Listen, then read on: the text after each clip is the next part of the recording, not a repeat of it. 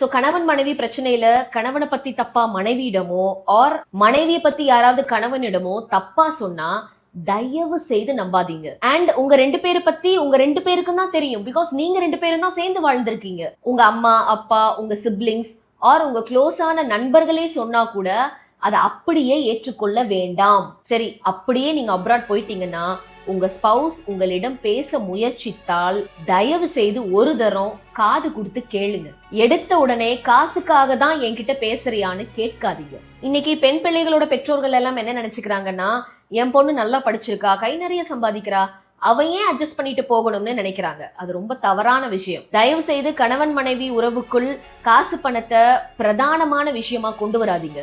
அன்பு காதலுக்கு முன்னாடி காசெல்லாம் ஒரு விஷயமே இல்லை. 2-3 டிகேட்ஸ்க்கு முன்னாடி கை நிறைய சம்பாதிக்கிற தன் மகன் யாருக்கிட்டையும் அட்ஜஸ்ட் பண்ணிட்டு போக வேண்டியது இல்ல. என் பையனுக்கு இவை இல்லைன்னா என்ன, 1000 பொண்ணு கிடைப்பாங்கன்னு தன் மகன் வாழ்க்கையில் இடையூறு செய்த பெற்றோர்களை போல இன்றைக்கு பெண் பிள்ளைகளோட பெற்றோர்களும் நினைக்கிறாங்க.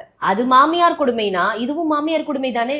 சோ ஆண்களே, அன்னைக்கு பெண்கள் மாமியார் கொடுமைக்காரி சூழ்ச்சியானவங்கன்னு தெரிஞ்சும் நமக்கு நம் கணவர் பிள்ளைகள் முக்கியம்னு மாமியார் அனுசரிச்சு போனாங்களோ வேற வழியே இல்ல. இன்னைக்கு ஆண்களும் உங்க மனைவிக்காக அதே யுக்தியைத்தான் கையாள வேண்டி இருக்கிறது.